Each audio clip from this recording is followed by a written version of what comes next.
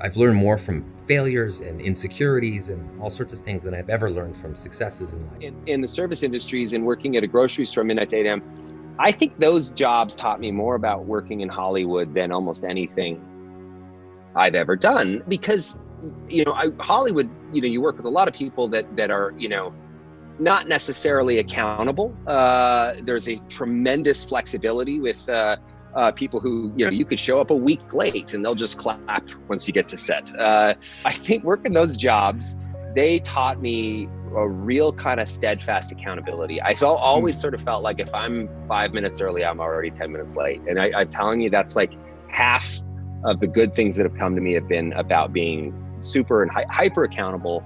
And that also creates it infuses some gratitude for the position that you're in, and understanding the position that you're in is sort of a fleeting thing. It doesn't last. And those jobs taught me a lot. I mean, working at Safeway, working at that bar, if you're 15 minutes late, you're fired. Just see that, a lot of attention, good and bad, is probably not great for anybody. Some people thrive on it. Some people really handle it very well and integrate it into who they are in a way that works incredibly well. And then other people don't. I've seen movie stars with giant air quotes that it's really been one of the more devastating things that have ever happened to them. My highest goal in show business was to be the wacky neighbor in a sitcom. Quite literally. Like, if I could go to Los Angeles, I started an improv comedy. If I could go to Los Angeles, I could get a job as the wacky neighbor in a sitcom, I would be set. That was all I ever really wanted. So everything else that's happened, and it's all happened quite slowly, has been a kind of an aggregate. If you want to call it fame or any of that stuff, it's always been very slow. I didn't become totally dysfunctional by Hollywood, which is, something that I don't know if it speaks to my character, but it's easy for that to happen. Yeah. I've been doing it for 25 years. Of course. I've seen it happen all around me. So it's a tough thing, man, when you're in the spotlight in any way, to kind of keep your stuff together. So Yeah, I've had anxiety my whole life, really. And I feel like I have two parts of my personality, that one takes over when that happens. When I would go out on like Letterman back in the day, I would always be nervous. But I remember I'd be standing backstage before the curtain would open, and I would think to myself, I'm gonna die. I'm literally gonna die here. Or the curtain's gonna open and I'm just gonna be a symphony of vomit. Just like something horrible is gonna happen. But as soon as that curtain opens, and this happens in my work a lot too, it's like this little guy takes over and he's like, I got this. You're cool. I feel like my heart rate drop and my breathing calm, and I just kind of go out and I'm this different person. No matter how many years you do something, you don't get jaded, you're passionate about it, you love it, and it spoke to so much of what I love about this industry, even though it's very easy to find so many things that are detestable about it. There's truly great people that work in it, and artists and people that are, living, breathing human beings, not just sort of products that we've created. I just love that. That to me was a huge lesson. Vulnerability is beautiful and strong. Weirdly, even though strength to some people might be anathema to vulnerability, I think like there's, you can't really have one without the other.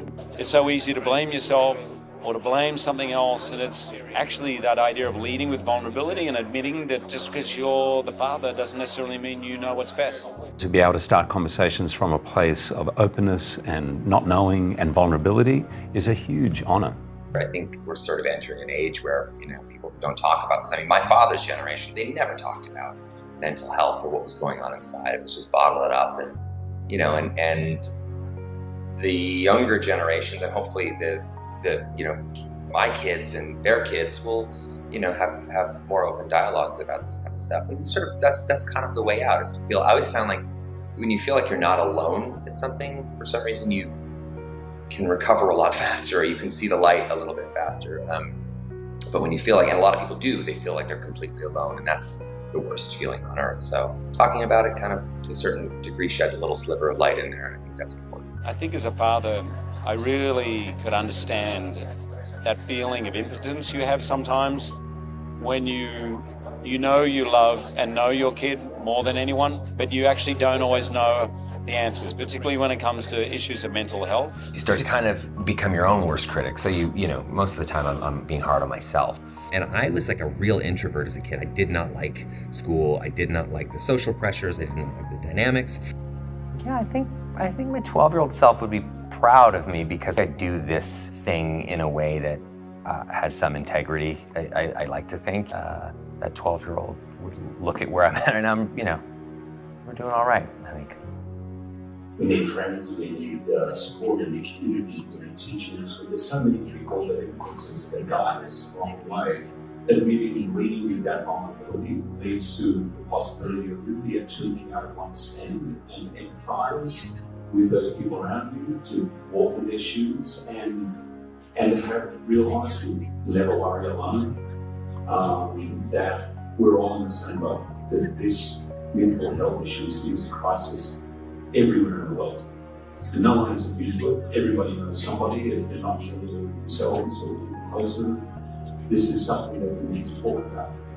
Part of why I've been successful, I think, in my business life is being somewhat self-aware, and I understand the idea that when you extract a lot from a system, you need to put some back in as well. So part of it comes from that. I can't, safely say that I would enjoy my position in life if I wasn't sharing it. Not just sharing wealth, but also sharing power, stepping aside where appropriate as well. And you can do all these things, and at the end of the day, you're still doing all right. Yeah. It doesn't change much for your own personal situation, other than it really feels great